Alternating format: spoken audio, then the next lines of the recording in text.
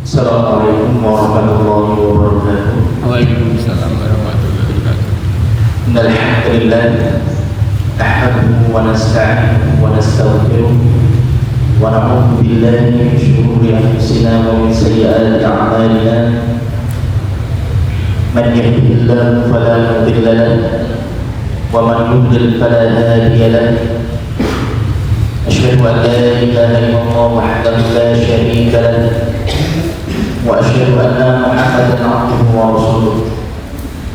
Allahumma salli wa sallim wa barik ala nabiyyina Muhammadin wa ala alihi wa ashabihi wa man tabi'ahum bi ihsan ila yaumiddin. Amma ba'du, jamaah sekalian, kaum muslimin dan muslimat yang saya hormati dan saya muliakan, rahimani wa rahimakumullah. Alhamdulillah, marilah kita tidak lupa untuk senantiasa bersyukur kepada Allah Subhanahu wa taala atas semua limpahan nikmat, karunia, anugerahnya kepada kita semua. Di antaranya pada pagi hari ini Allah Subhanahu wa taala masih memberikan kesempatan kepada kita semua untuk kembali menghadiri majelis ilmu, menghadiri salah satu taman-taman surga di dunia ini, yang di dalamnya kita bisa mendapatkan sakinah, ketenangan, rahmat dari Allah Subhanahu wa taala, dapatkan ampunan dari Allah Subhanahu wa taala dengan kita menghadiri majelis ilmu. Maka marilah kita berupaya untuk terus meningkatkan rasa syukur kita kepada Allah Subhanahu wa taala, meningkatkan kualitas syukur kita kepada Allah dengan terus kita berupaya menjaga batasan-batasan Allah Subhanahu wa taala, jalankan perintah-perintahnya serta menjauhi larangan-larangannya. Kita gunakan semua nikmat yang Allah berikan kepada kita untuk ketaatan, untuk mendekatkan diri kepada Allah Azza wa Jalla. Jamaah sekalian yang saya hormati dan saya muliakan, rahimani wa rahimakumullah.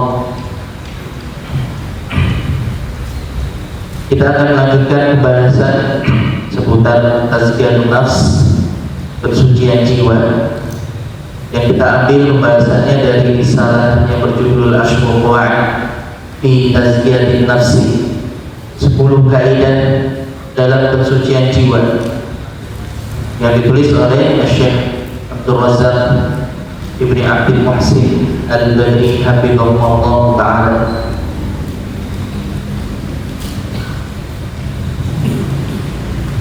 Dan di sini kita akan masuk insyaallah ta'ala pada kaidah yang terakhir, kaidah yang ke-10 yang disebutkan oleh penulis.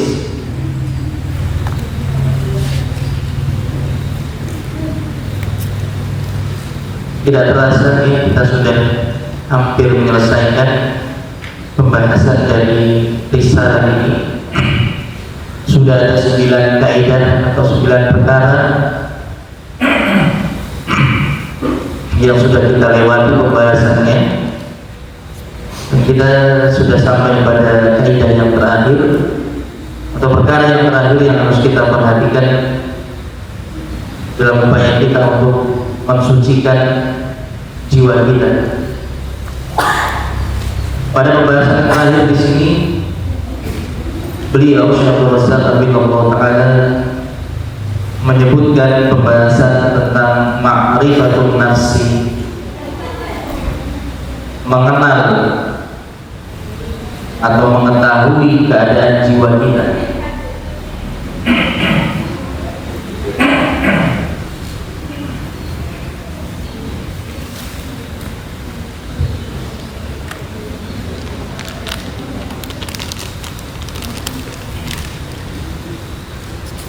Jadi di sini pada pembahasan yang terakhir atau pada kaidah yang terakhir, beliau ingin mengajak kita untuk lebih jauh mengenal bagaimana keadaan jiwa kita,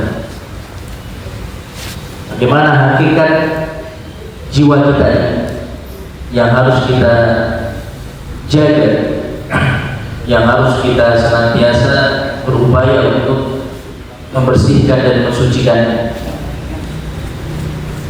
Karena tentunya hal ini penting untuk kita ketahui supaya kita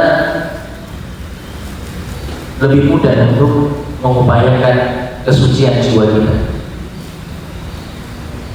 Dan ketika kita bisa mengenal dengan baik bagaimana keadaan jiwa kita, maka kita akan bisa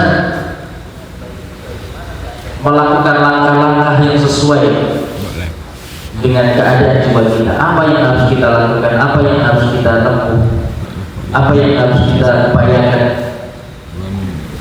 untuk mengatasi atau untuk memperlakukan jiwa kita sesuai dengan kondisinya. Maka beliau sebutkan di sini, wa mimma yatahaddatsu fi babi tazkiyatin nafsi, dan di antara perkara yang penting dalam pembahasan pensucian jiwa adalah ma'rifatu haqiqati hadhihi nafsi, mengenal hakikat jiwa ini, mengenal hakikat jiwa yang setiap dari kita memiliki, wa ma'rifatu sifatiha, dan mengenal sifat-sifatnya,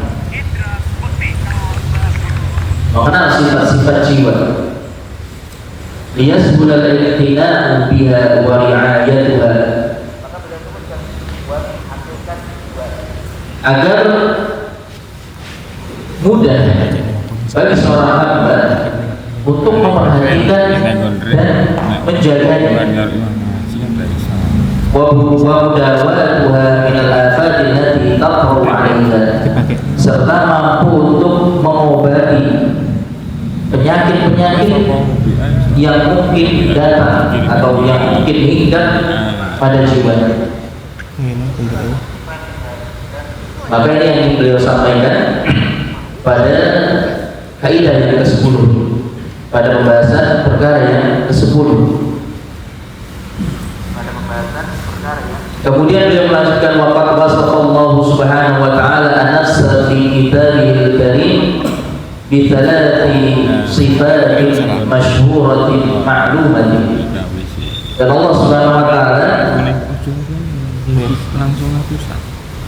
telah mensifati jiwa ini di dalam Al-Quranul Karim. Allah subhanahu wa ta'ala mensifati jiwa ini dengan 3 sifat yang berbeda. Jadi pada 3 tempat yang berbeda Allah subhanahu wa ta'ala menyebutkan 3 sifat yang berbeda tentang jiwa kita, jiwa manusia. 3 sifat yang masyhurah ma'lumah, yang sudah diketahui, yang sudah banyak disebutkan, dan juga tentunya kita sering melewati ayat-ayat tersebut ketika kita membaca Al-Quran. Wa hadhihi sifat raji'atun ila ahwali nufus, dan 3 sifat ini semuanya kembali kepada keadaan jiwa ini. Jadi 3 sifat yang Allah sebutkan terkait dengan jiwa manusia itu sesuai dengan keadaan pada atau keadaan jiwa tersebut. Wahiyah, dan 3 sifat yang Allah sebutkan adalah, yang pertama, di sini beliau akan menyebutkan 3 sifat dari sifat-sifat jiwa manusia yang itu menunjukkan akan keadaan dari jiwa tersebut. Nah, di sini nanti harapannya ketika kita sudah mengetahui hal ini, maka kita bisa mendiagnosa atau kita bisa mendeteksi bagaimana keadaan jiwa berada pada keadaan atau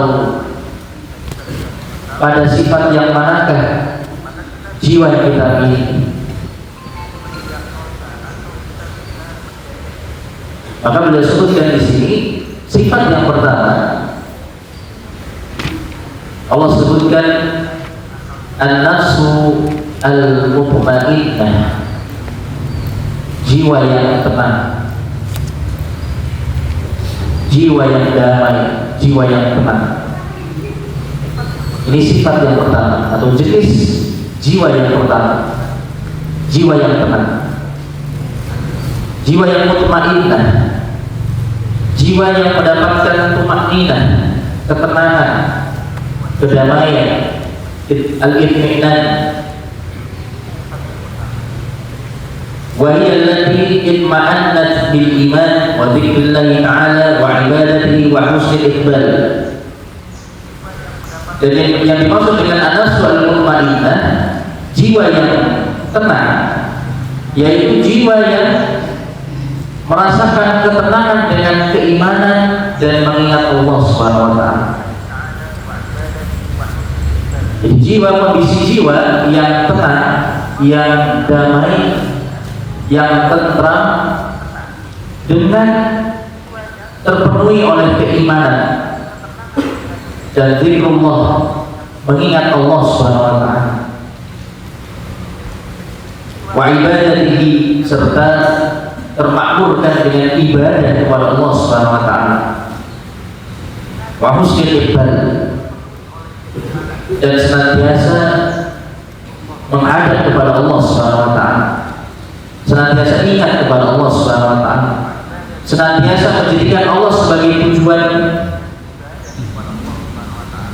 sehingga dia mengupayakan apapun yang dia lakukan, apapun yang dia usahakan, yang dia upayakan, di sana ada Allah sebagai tujuan. Makanya keadaan jiwa yang terbaik, yang paling tinggi kedudukannya, itu jiwa yang tenang dengan keimanan, jiwa yang merasakan kedamaian, ketenangan, karena dipenuhi dengan cahaya keimanan, dimakmurkan dengan senantiasa mengingat Allah Subhanahu wa taala. Jadi jiwa yang senantiasa ingat kepada Allah, pemiliknya senantiasa bersemangat dalam beribadah kepada Allah Subhanahu wa taala. Maka inilah jamaah sekalian rahimahullah, jenis jiwa yang pertama. Jenis jiwa yang pertama atau sifat bagi jiwa yang pertama sesuai dengan keadaannya. Jadi jiwa ini dikatakan sebagai jiwa yang tenang, yang mutmainnah, karena jiwa ini merasakan ketenangan dan kedamaian dengan keimanan. Kama qala Allah Ta'ala, sebagaimana Allah Subhanahu wa taala menyatakan tentang jiwa yang mutmainnah di antaranya dalam surat Ar-Ra'd ayat yang ke-28. Allah Subhanahu wa taala berfirman, alladzina amanu wa tatma'innu qulubuhum bi dzikrillah. Orang-orang yang beriman dan tenang jiwanya, tenang hatinya dengan mengingat Allah Subhanahu wa taala. Allah menyebutkan tentang keadaan orang-orang yang beriman yang jiwanya merasakan ketenangan, yang jiwanya merasakan kedamaian, ketentraman di dzikrillah, dengan mengingat Allah Subhanahu wa taala, dengan zikrullah. Zikrullah dengan lisan, zikrullah dengan hati, maupun zikrullah dengan anggota badan yang lainnya. Intinya semua yang dia lakukan itu ada keterkaitannya dengan Allah Subhanahu wa taala. dalam setiap keadaan, dalam setiap aktivitas yang dia lakukan, dimanapun dia berada, Allah senantiasa ada di dalam hatinya. Artinya dia senantiasa mengingat Allah Subhanahu wa Ta'ala di dalam hatinya, sehingga jiwanya pun merasakan ketenangan, kedamaian. Kemudian Allah Subhanahu wa Ta'ala melanjutkan, ala bi dzikrillahi tatma'innul qulub. Ketahuilah, hanya dengan mengingat Allah hati itu akan merasa tenang. Hanya dengan mengingat Allah Subhanahu wa Ta'ala hati kita bisa merasakan ketenangan dan kedamaian. Ini jamaah rahimani wa rahimakumullah. Di dalam ayat ini Allah Subhanahu wa Ta'ala mengisyaratkan tentang keadaan jiwa yang tenang yang dimiliki oleh orang-orang yang beriman. Jadi di awal ayat Allah menyebutkan alladzina amanu, orang-orang yang beriman. Jadi harus ada keimanan dalam diri. Mustahil orang yang tidak beriman dia bisa merasakan ketenangan jiwa. Itu mustahil. Itu perkara yang tidak mungkin terjadi. Karena di awal ayat Allah sudah menyebutkan terlebih dahulu alladzina amanu, orang-orang yang beriman. Sedangkan orang-orang yang tidak beriman tidak akan mungkin bisa merasakan ketenangan jiwa. Ini yang menyatakan adalah Allah Subhanahu wa Ta'ala, Sang Pencipta jiwa manusia, yang menciptakan seluruh jiwa manusia. Dan Allah yang lebih tahu, Allah yang paling mengetahui bagaimana keadaan jiwa manusia.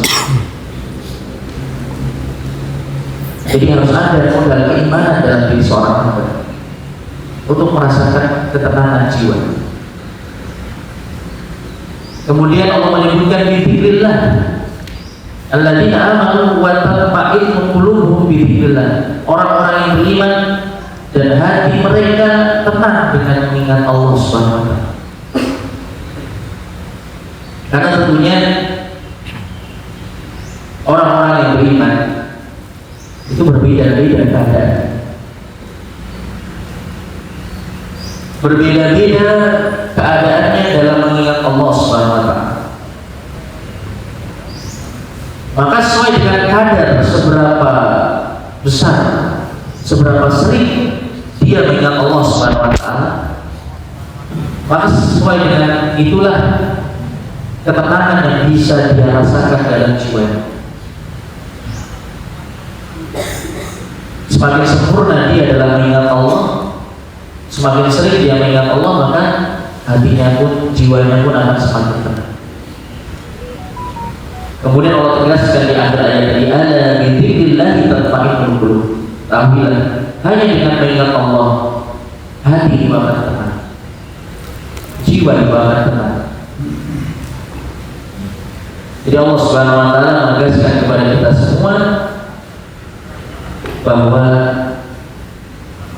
kita sebagai orang-orang yang beriman kepada Allah Subhanahu wa Ta'ala, kita tidak akan bisa merasakan ketenangan hati, ketenangan jiwa kecuali dengan dzikrullah, dengan mengingat Allah Subhanahu wa Ta'ala. Makanya akan terwujud kepada diri seorang hamba jiwa yang tenang ketika dia senantiasa memakmurkan jiwanya dengan keimanan dan mengingat Allah Subhanahu wa Ta'ala. Kemudian dalam ayat yang lain, dalam surat yang lain, Allah Subhanahu wa Ta'ala juga mengisyaratkan tentang an-nafsul mutmainnah dalam surat Al-Fajr ayat yang ke-27 hingga ayat yang ke-30, ayat yang terakhir. Allah Subhanahu wa Ta'ala berfirman, ya ayyatuhan nafsul mutmainnah, wahai jiwa-jiwa yang tenang. Nanti di akhirat Allah Subhanahu wa Ta'ala akan memanggil, menyeru pada jiwa-jiwa yang tenang. Tentunya di sini yang dimaksudkan adalah pemilik jiwa-jiwa yang tenang akan dipanggil oleh Allah Subhanahu wa Ta'ala nanti di akhirat. dipanggil dengan panggilan khusus, dengan seruan yang mendatangkan kebahagiaan, kegembiraan bagi orang-orangnya, bagi para hamba yang mendapatkan panggilan tersebut. Allah Subhanahu wa taala memanggil, ya ayyatuhan nafsul mutmainnah, wahai jiwa-jiwa yang tenang, irji'i ila rabbiki radiyatan mardiyah, kembalilah engkau ila rabbiki, kepada Rabb, radiyatan mardiyah, dalam keadaan ridha dan diridhoi, dalam keadaan ridha dan diridhoi. Dan bahkan nanti di penghujung kehidupannya, di akhir hayatnya, ketika malaikat maut akan mencabut nyawanya, maka malaikat rahmat yang membawa kabar gembira kepadanya sudah akan menyampaikan kepada kepada seorang hamba yang memiliki jiwa yang tenang, sampaikan kepadanya, kembalilah engkau kepada Allah, kepada Rabb, dapatkan keridhaan dari, mendapatkan balasan, ganjaran dari semua yang kau lakukan di hidup.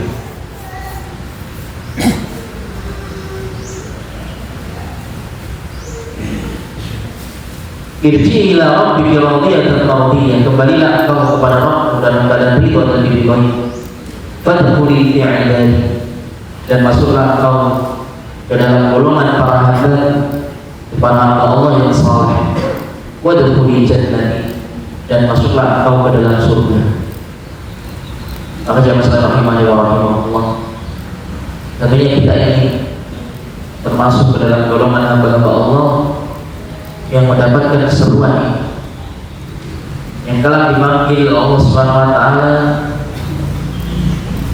dengan panggilan yang membawa ketenangan, membawa kebahagiaan, hingga akhirnya kemudian kita bisa masuk ke dalam surga Allah Subhanahu wa taala. Maka inilah balasan bagi jiwa yang tenang, bagi pemilik jiwa yang tenang. Dia akan mendapatkan keridhaan dari Allah Subhanahu wa taala. Dan ketika Allah sudah ridha kepadanya, maka Allah pun akan memasukkannya ke dalam surga. Dan Allah akan kumpulkan bersama para hamba Allah yang saleh. Para hamba Allah yang saleh kali ini, dia akan berkumpul di dalam surga Allah Subhanahu wa taala bersama orang-orang yang dahulu juga senantiasa mengingat Allah Subhanahu wa taala di dunia. Maka ini jenis jiwa yang pertama yang disebutkan oleh penulis Hafizahullah ta'ala. Kemudian kita lanjutkan jenis jiwa yang kedua, atau sifat jiwa yang kedua. Aja masalah rahimahullah, jenis jiwa yang pertama tadi bisa kita dapat, bisa kita rasa, asalkan kita berupaya istiqomah di atas taat. Kita berupaya senantiasa mengingat Allah Subhanahu wa taala. Maka banyak-banyaklah kita mengingat Allah. Kita jaga amalan-amalan ketaatan kita. Kita jaga kewajiban-kewajiban yang Allah wajibkan atas kita. Kita tambah dengan amalan-amalan yang sunnah.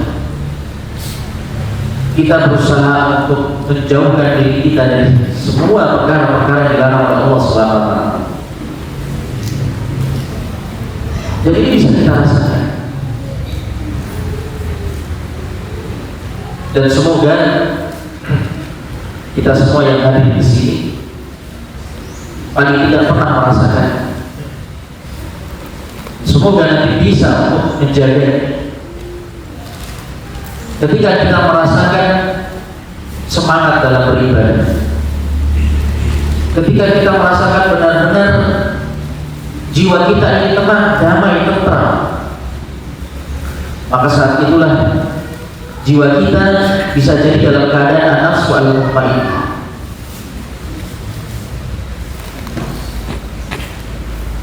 Ketika itu jiwa kita benar-benar merasakan kedamaian dengan mengingat Allah Subhanahu wa taala.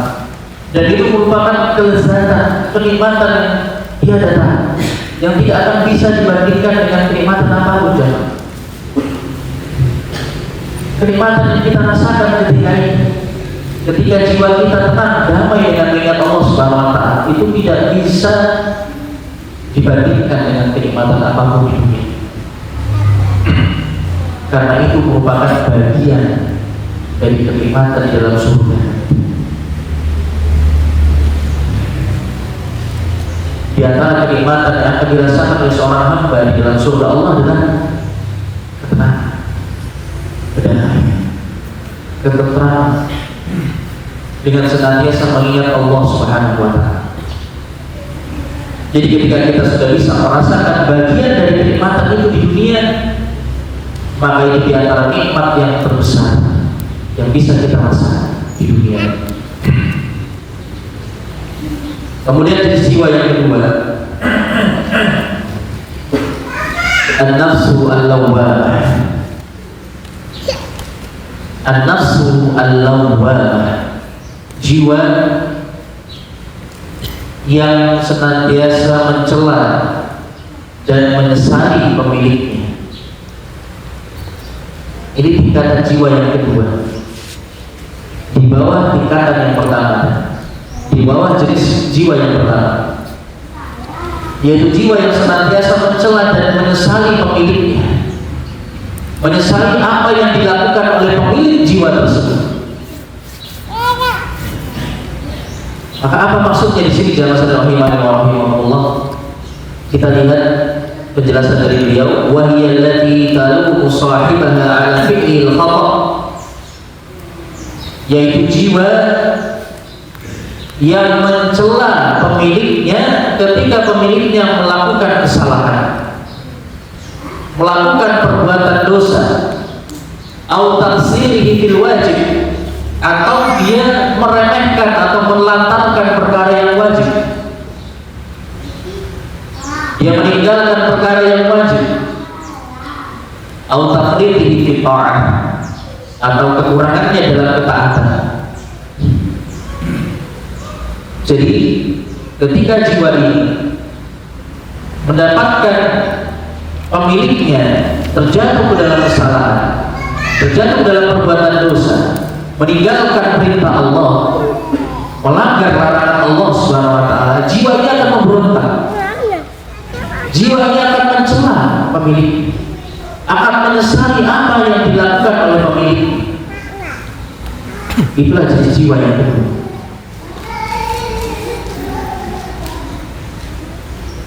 Kama qala ta'ala di surat Al-Qiyamah, sebagaimana Allah Subhanahu wa taala berfirman dalam surat Al-Qiyamah ayat yang kedua. Allah Subhanahu wa taala berfirman, "Wa la uqsimu bin nafsil lawwamah." Dan sungguh aku bersumpah, Allah Subhanahu wa taala bersumpah dengan jiwa yang lawwamah, dengan jiwa yang senantiasa mencela pemiliknya, menyesali apa yang dilakukan oleh pemilik. Maka perhatikan jamaah sekalian rahimahullah. Dalam ayat ini Allah Subhanahu wa taala bersumpah dengan salah satu makhluk, jiwa, ciptaan Allah Subhanahu wa taala. Dan ketika Allah bersumpah dengan sesuatu di antara makhluk-makhluknya, maka itu menunjukkan sesuatu tersebut adalah makhluk Allah yang istimewa, yang memiliki perkara yang penting untuk kita perhatikan. Maka jadi jiwa yang kedua ini, walaupun memang tingkatannya di bawah jenis yang pertama yang kita sebutkan tadi, akan tetapi sebenarnya an-nafsu al-lawwamah ini merupakan jiwa yang kondisinya baru saja berubah dari an-nafsu al-mutmainnah menuju an-nafsu al-lawwamah, di mana jiwa tersebut sebenarnya masih ada keimanan di dalamnya, masih terpenuhi dengan keimanan kepada Allah Subhanahu wa taala. Sehingga ketika pemiliknya melakukan perbuatan dosa, maka jiwa ini pun memberontak. Jiwa ini tidak ridho dengan apa yang dilakukan oleh pemiliknya. Itulah yang dirasakan oleh orang yang beriman. Jamaah sekalian rahimahullah, setiap dari kita tatkala terjatuh dalam perbuatan dosa pasti akan merasakan penyesalan. Bagi siapapun yang beriman, yang memiliki keimanan dalam hati, di dalam jiwa, tatkala dia terjatuh dalam perbuatan dosa, pasti dia merasakan ketidaktenangan dalam diri, kegelisahan dalam diri. Itulah kondisi ketika jiwanya memberontak, jiwanya mencela diri. Kenapa Allah? Dan tentunya kita menyadari hal ini. Akan ada dalam pikiran kita, dalam hati kita, bisikan-bisikan seperti, ya Allah, nah tadi saya bilang, kenapa saya jatuh dalam perbuatan dosa? Kenapa saya melakukan ini? Ada penyesalan dalam diri dan ada ketidaktenangan dalam diri. Itulah kondisi ketika seorang hamba mendapatkan jiwanya dalam keadaan an-nafsu al-lawwamah. Maka jamaah rahimahullah, ini merupakan kondisi jiwa seorang hamba yang minimalnya kita upayakan dalam keadaan seperti ini. Jadi hendaknya jiwa kita itu paling tidak dalam kondisi yang kedua, jiwa yang mencela pelaku, jiwa yang mencela pemilik ketika terjatuh dalam kesalahan, jiwa yang memberontak ketika pemiliknya terjatuh dalam perbuatan dosa, sehingga pemiliknya masih merasakan ketidaktenangan ketika terjatuh dalam perbuatan dosa. Akhirnya dia pun berupaya untuk kembali kepada Allah Subhanahu wa taala, agar jiwanya kembali kepada kondisi an-nafsu al-mutmainnah. Maka ini akan sangat mungkin terjadi perubahan, terjadi perpindahan kondisi dari satu kondisi menuju kondisi berikutnya, kondisi yang lainnya dalam waktu yang singkat. Itulah jiwa manusia. Nanti beliau sebutkan setelah selesai menyebutkan 3 jenis jiwa seluruhnya. Nanti beliau akan sebutkan hal ini. Jadi jiwa kita karena kaitan dengan hati kita, di mana hati kita itu sangat mudah berbolak-balik, berubah-ubah keadaan. Maka begitu pula jiwa kita. Kemudian jenis yang ketiga, an-nafsu al-ammaratu bisu, jiwa yang senantiasa mengajak kepada keburukan. An-nafsu al-ammaratu bisu, jiwa yang senantiasa mengajak pemiliknya untuk melakukan keburukan. Ini jenis jiwa yang paling buruk keadaan. Ini keadaan jiwa, kondisi jiwa yang paling parah. Wahiyya allati tahuddu sahibaha ala fi'lil muharramat, yaitu jiwa yang mendorong pemiliknya untuk melakukan perkara-perkara yang haram. Perhatikan saja. Kalau tadi jenis yang kedua, itu justru jiwanya tadi sebenarnya berusaha untuk mengingatkan pemilik. Oleh karena itu, kalau jangan masih ingat pembahasan kita dahulu terkait dengan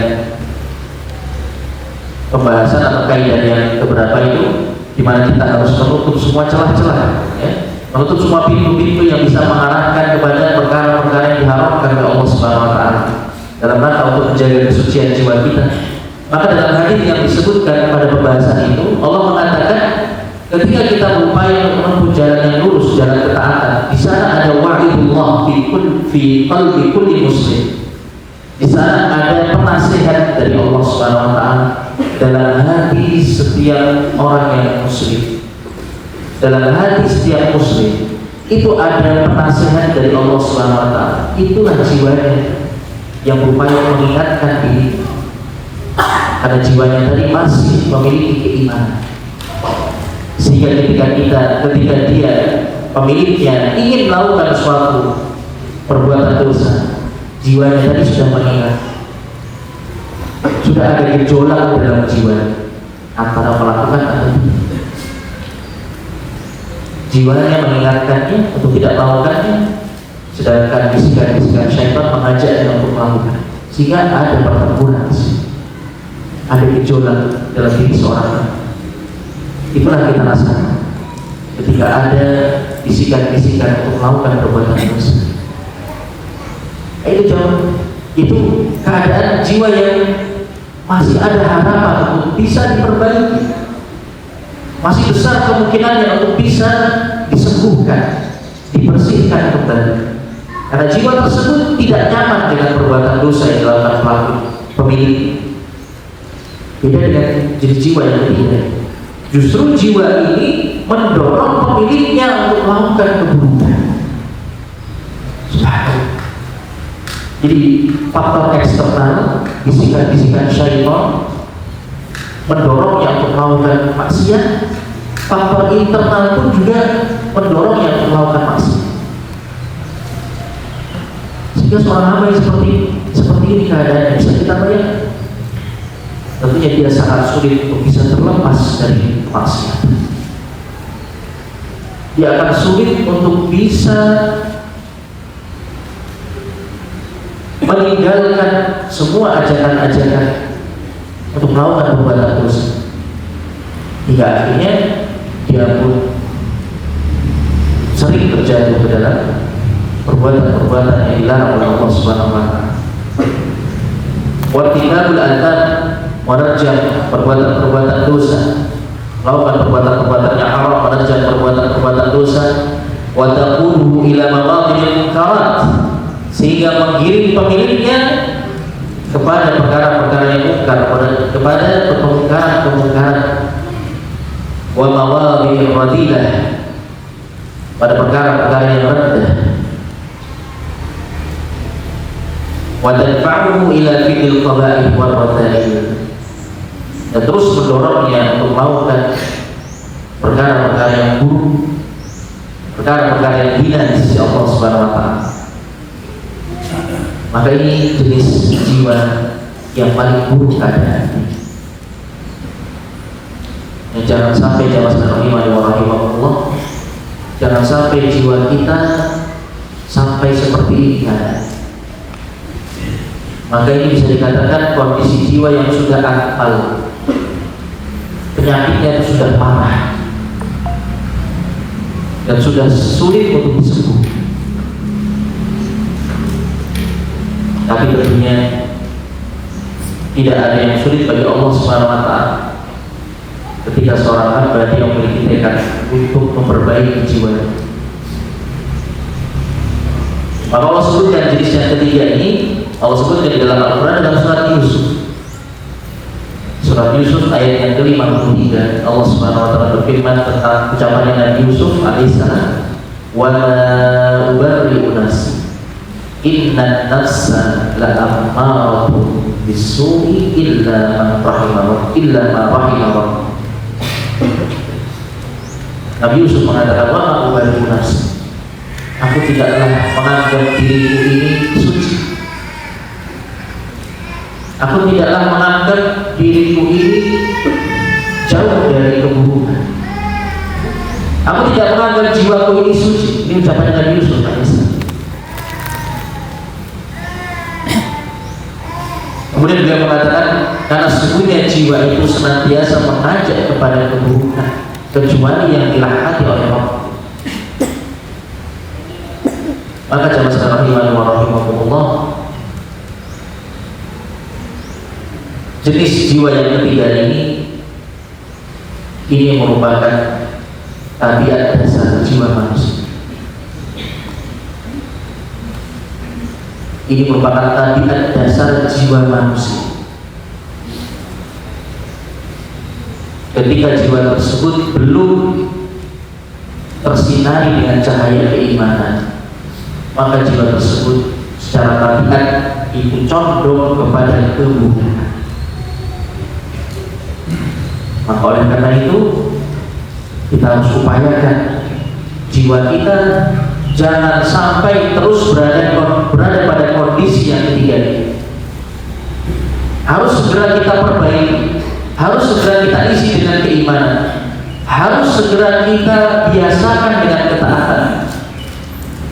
Jangan terus-menerus kita perturutkan keinginannya, karena kalau terus kita memperturutkan keinginan jiwa kita, maka pada dasarnya jiwa tersebut condong kepada keburukan.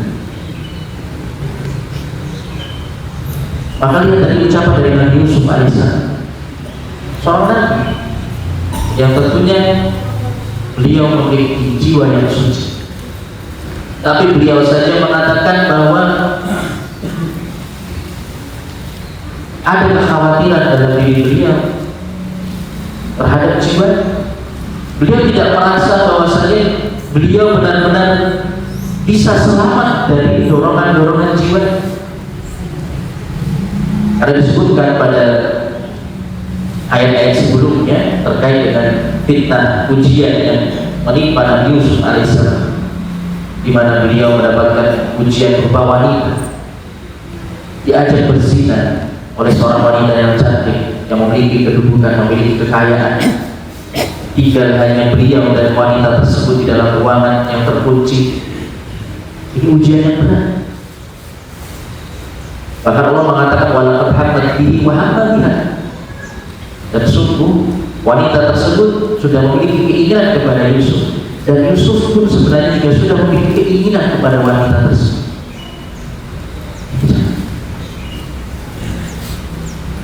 Jadi Allah sampaikan kepada kita agar kita sadar, seorang hamba selevel Nabi Yusuf saja itu hampir tergoda dengan godaan syaitan, hampir tergoda dengan godaan wanita, hampir terjatuh ke dalam perbuatan zina. Maka bagaimana dengan itu? Ini menunjukkan betapa dahsyatnya godaan wanita, betapa dahsyatnya fitnah wanita. Sebagaimana kita ketahui, Nabi kita Muhammad SAW menyampaikan, maka bukan fitnah Allah wala rijal. Tidaklah tinggalkan sepeninggal ujian yang paling berat, ujian yang lebih berat bagi kaum lelaki dibandingkan dengan ujian wanita. Maka apalagi kalau kemudian jiwa seorang hamba kondisinya senantiasa mengajak kepada keburukan, kecil kemungkinan dia bisa selamat dari itu. Nabi Yusuf bisa selamat karena beliau memiliki jiwa yang bersih, karena beliau memiliki jiwa yang suci, sehingga ketika ada bisikan-bisikan syaitan, jiwanya bisa melawan semua itu, sehingga beliau pun akhirnya mengurungkan niat beliau, dan beliau pun berbalik dari wanita. Selamat dia dari ujian. Maka jangan salah rahimahullah, kita bisa bayangkan keadaan seorang hamba ketika jiwanya saja sudah senantiasa mengajak kepada keburukan, belum lagi godaan-godaan dari luar, godaan-godaan syaitan di kalangan jin dan manusia. Maka apakah kemudian hamba tersebut bisa selamat dari semua? Kita bisa bayangkan, itulah yang terjadi pada orang-orang yang senantiasa terjatuh ke dalam larangan-larangan Allah SWT. Ahli maksiat, orang-orang yang senantiasa bermaksiat kepada Allah. Dan ini keadaan yang paling buruk, karena ketika jiwa sudah keadaannya seperti ini, pemilik yang melakukan perbuatan dosa, jiwanya tidak ada pemberontakan sekali, tidak ada pemberontakan sekalipun, sedikit pun dari jiwa. Bahkan jiwanya merasa tenang dengan Subhanallah. Sehingga ketika dia selesai melakukan perbuatan dosa, tidak ada penyesalan sedikit pun dalam diri. Ini keadaan yang paling parah yang bisa menimpa seorang. Jangan sampai kita keadaan yang seperti ini. Jangan sampai warahmatullahi. Lalu kemudian beliau mengatakan fahadil awsaf ats-tsalatsa li nafsihi fil haqiqah ahwal muta'alliqatun bin nafs. Maka 3 sifat di atas itu hakikatnya adalah 3 keadaan yang terkait dengan jiwa manusia. Oleh karena itu, keadaan-keadaan ini bisa tataqallab wa tataghayyar, bisa berbolak-balik dan berubah-ubah.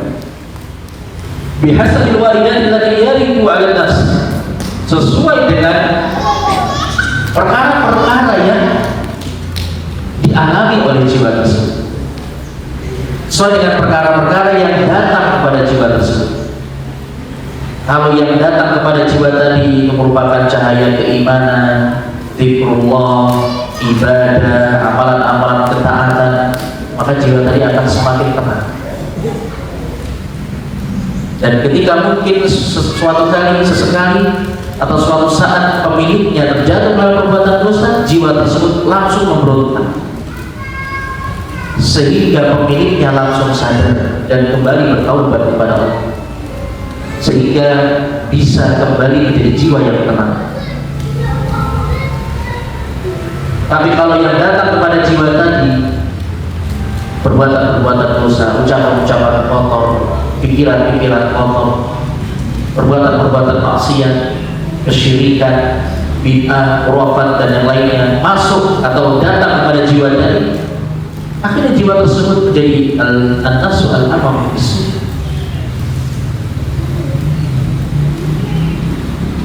Maka demikian jelaskan iman warahmatullah. Dia katakan di sini faqad tajtami'u hadhihi sifat 'inda al-insan fi yawmin wahidin bihasabi halin nafs. Dan bahkan bisa terkumpul 3 jenis sekaligus, ya 3 jenis jiwa tadi sekaligus pada waktu atau pada hari yang sama terjadi pada seorang hamba. Jadi bisa jadi dalam waktu atau pada hari yang sama, di satu hari yang sama, seorang hamba bisa memiliki keadaan jiwa yang kita sebutkan tadi 3-3. Misalnya di pagi hari, keadaan jiwanya dalam keadaan tenang dengan keimanan, dia merasakan ketenangan, dia merasakan kedamaian, dia baru saja melakukan amalan-amalan ketaatan, misalnya sholat malam, kemudian dia melaksanakan sholat subuh, kemudian dia membaca Al-Quran, memulai harinya dengan ketakwaan, dengan ketaatan. Akhirnya jiwanya merasakan ketenangan di pagi hari. Kemudian di siang hari ada godaan untuk melakukan perbuatan dosa. Akhirnya godaan dari luar lebih berat, menang dibandingkan penolakan dari dalam jiwa. Akhirnya dia terjatuh dalam perbuatan dosa, sehingga jiwanya tadi dari awalnya an-nafsu al-mutmainnah berubah menjadi an-nafsu al-lawwamah ketika dia terjatuh dalam perbuatan dosa. Akhirnya ada pemberontakan dari dalam jiwa. Jadi tinggal keadaan dia apakah langsung menyadari kesalahannya kemudian bertaubat kepada Allah, atau justru kemudian dia iringi dengan perbuatan-perbuatan dosa yang lain. Kalau dia iringi dengan perbuatan-perbuatan dosa yang lainnya, terus dia lakukan hingga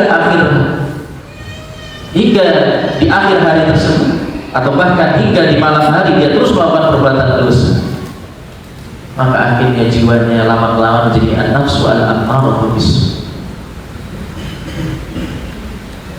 Ini jangan sedang iman.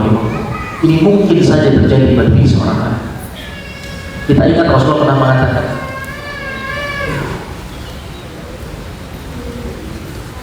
badiru bil a'mali fitnah kadifa'il lailil mudlim. Bersegeralah kalian untuk beramal sebelum datangnya gelombang fitnah, gelombang ujian yang berat untuk dihadapi oleh seorang hamba. Saking beratnya ujian ini, Rasulullah mengatakan seorang hamba yusbihu mu'minan wa yumsi kafiran. Di pagi harinya dia masih beriman, Di sore harinya dia sudah kafir. Ada yang lain juga, yuslimu minan wa yuslimu kafir. Di sore harinya dia masih beriman, di pagi harinya dia bisa statusnya menjadi kafir. Karena sangat dahsyatnya fitnah tersebut. Maka ini menunjukkan betapa cepat keadaan hati ini berubah. Keadaan jiwa seorang hamba ini bisa berubah dengan sangat cepat. Maka jangan sampai Allah. Ini menunjukkan bahwa kita harus senantiasa menjaga kondisi jiwa kita. Kita harus menyadari bahwa kapanpun kita bisa terjatuh dalam perbuatan dosa. Kita bisa dikalahkan dengan hawa nafsu, dengan godaan syaitan, dengan bisikan-bisikan syaitan, yang akhirnya perlawanan dari dalam jiwa kita pun kalah. Kita pun terjatuh dalam perbuatan dosa. Maka kalau kita menyadari hal ini, tiap hari kita akan memperbanyak istighfar dan bertaubat kepada Allah Subhanahu wa Ta'ala, agar kondisi jiwa kita senantiasa terjaga. Kalaupun seandainya berubah-ubah, itu hanya di antara an-nafsu al-mutmainnah dengan an-nafsu al-lawwamah. Hanya di antara dua itu saja. Jangan sampai kemudian berubah menjadi an-nafsu al-ammarah bisu. Itulah perjuangan seumur hidup kita. Itulah yang dinamakan dengan jihadun nafs. Berjihad melawan jiwa kita. Berjihad itu perjuangan yang paling berat. Jihad yang paling berat itu adalah jihadun nafs. Melawan jiwa kita sendiri, mengkondisikan jiwa kita supaya senantiasa di atas ketaatan. Itu yang harus kita upayakan agar kita selamat di dunia dan di akhirat. Kemudian jabatan rahimahullah, sebelum pembahasan yang terakhir, sebelum kita akhiri, di sini sebenarnya penulis membawakan beberapa permisalan. Ada dua permisalan tentang jiwa manusia yang dibawakan oleh dua ulama yang terkenal, dari ulama-ulama kaum muslimin yang sudah tidak asing namanya. Permisalan yang pertama dibawakan oleh Al-Imam Al-Ajuri rahimahullah ta'ala.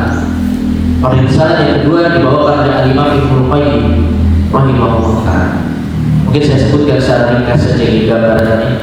Permisalan yang pertama yang dibawakan oleh Al-Imam Al-Ajuri, jiwa kita ini bagaikan anak kuda yang memiliki potensi yang besar. Jadi anak kuda yang dilihat dia dari induknya bagus, jadi dia kualitasnya bagus. Ya, anak kuda yang memiliki kualitas yang bagus, potensinya besar untuk menjadi seorang kuda yang unggulan. Maka anak kuda tadi kalau ingin bisa menjadi, kalau pemiliknya ingin anak kuda tersebut kelak menjadi kuda yang unggulan, yang mahir dalam berlari maupun mengejar sesuai dengan perintah pemiliknya, maka dia harus melatih anak kuda tersebut. Nah, pertama yang perlu diperhatikan di sini, yang pertama dia harus tahu bagaimana cara melatih anak kuda yang benar. Ini yang pertama. Yang kedua, dia harus sabar untuk melatih anak kuda tersebut. Ini permisalan dari Imam Al-Ajuri tentang jiwa kita. Kalau dia punya kedua-duanya, maka niscaya anak kuda tersebut akan berubah, akan menjelma menjadi kuda unggulan. Akhirnya pemiliknya pun akan puas dan ridho dengan hasil. Dia akan mendapatkan hasil jerih payahnya. Tapi kalau dia tahu metode atau cara melatih kuda yang benar, tapi dia tidak sabar, ya hasilnya tidak akan sesuai dengan apa yang dia inginkan. Atau sebaliknya, dia tidak tahu, dia sabar dalam melatih kuda, tapi dia tidak tahu metode yang benar untuk melatih kuda, maka hasilnya pun juga tidak akan sesuai dengan apa yang dia inginkan, dan dia akan menyesal. Itulah perumpamaan jiwa kita. Jadi yang pertama yang kita perhatikan terkait dengan jiwa kita, yang pertama kita harus tahu bagaimana cara menjaga jiwa kita.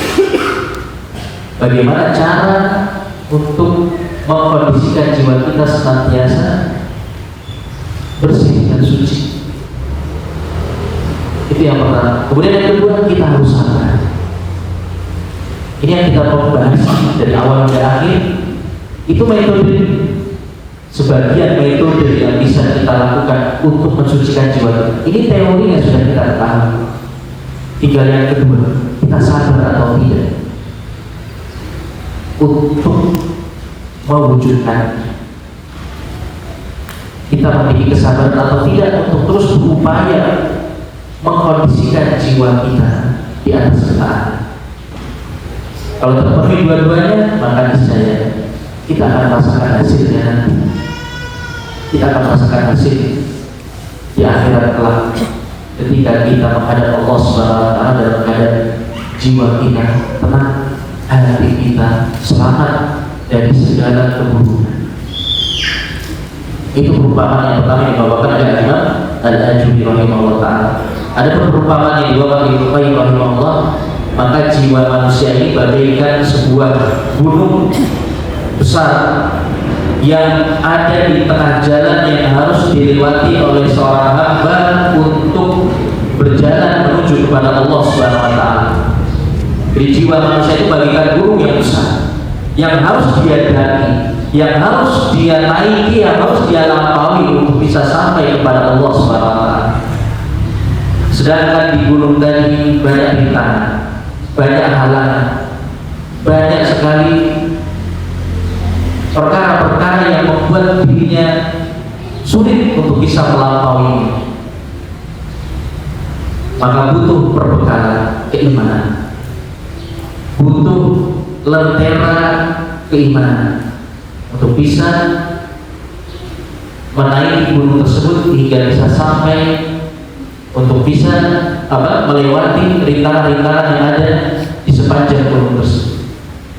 Dan nanti kalau dia sudah bisa sampai kepada puncaknya, dia tinggal merasakan hasilnya, di mana dia akan setelahnya dia akan turun dengan mudah dan dia akan merasakan hasil dari apa yang dia upayakan hingga akhirnya dia bisa sampai kepada Allah Subhanahu wa Ta'ala. Maka itu secara ringkas ya permisalan yang dibawakan oleh Imam Ibnu Qayyim rahimahullah ta'ala. Jadi dari dua permisalan tadi jamaah sekalian rahimahullah dapat kita simpulkan bahwasanya memang jiwa ini harus kita lawan, harus senantiasa kita kondisikan di atas ketaatan. Kalau kita lepas jiwa kita, maka jiwa tersebut akan liar dan akan senantiasa condong kepada keburukan. Mungkin demikian yang bisa kita bahas pada kesempatan pagi hari ini. Semoga dengan apa yang kita pelajari tadi kita bisa semakin mengenal kondisi jiwa kita sehingga kita bisa menempuh cara yang tepat untuk mengatasi kondisi tersebut. Kalau memang jiwa kita sudah berada pada kondisi yang tenang, maka jagalah jiwa tersebut. Ketika mulai terjatuh dalam perbuatan dosa, kita harus segera bertaubat kepada Allah Subhanahu wa Ta'ala agar kita bisa mengembalikan ketenangan bagi jiwa kita dan terus kita berupaya untuk istiqomah agar jiwa kita senantiasa dipenuhi dengan cahaya keimanan dan senantiasa kita bisa mengingat Allah Subhanahu wa Ta'ala hingga akhir hayat kita nanti. Mungkin demikian bisa kita pelajari. Apabila ada salah kurang saya mohon maaf. Mungkin sebelum saya tutup ada pertanyaan dari jemaah.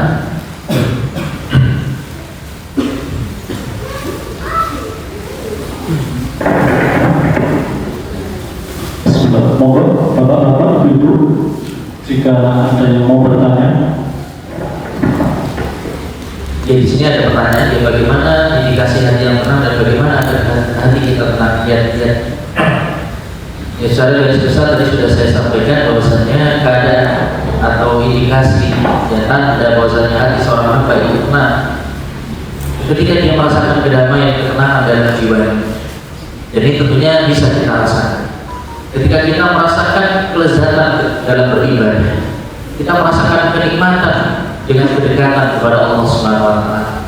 Yang itu semua mengalahkan kenikmatan-kenikmatan dunia apapun. Jadi hati kita merasakan ketenangan. Kita bersemangat untuk melakukan ketaatan. Kita merasa jijik dengan perbuatan-perbuatan dosa. Kita mengingkari semua ini.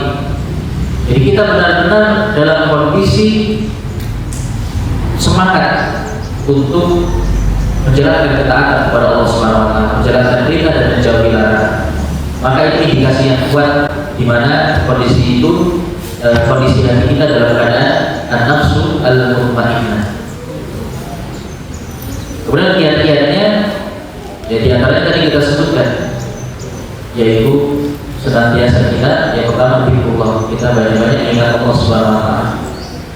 Dan zikrullah tadi itulah intinya, itu merupakan perkara yang paling penting untuk mengkondisikan jiwa kita. Tanpa mengingat Allah Subhanahu wa taala, jiwa kita tidak akan merasakan ketenangan. Dan mengingat Allah di sini tidak hanya dengan lisan, tentunya ini semua amal ibadah hakikatnya, semua amal ibadah yang kita lakukan itu merupakan zikrullah. Karena ketika kita melakukannya, tentunya tujuannya adalah kita mengingat Allah Subhanahu wa taala. Kita hadirkan Allah dalam hati kita, sehingga akhirnya hati kita pun menjadi tenang. Allahu a'lam. Mungkin ada pertanyaan lain? Monggo. Ada yang lain?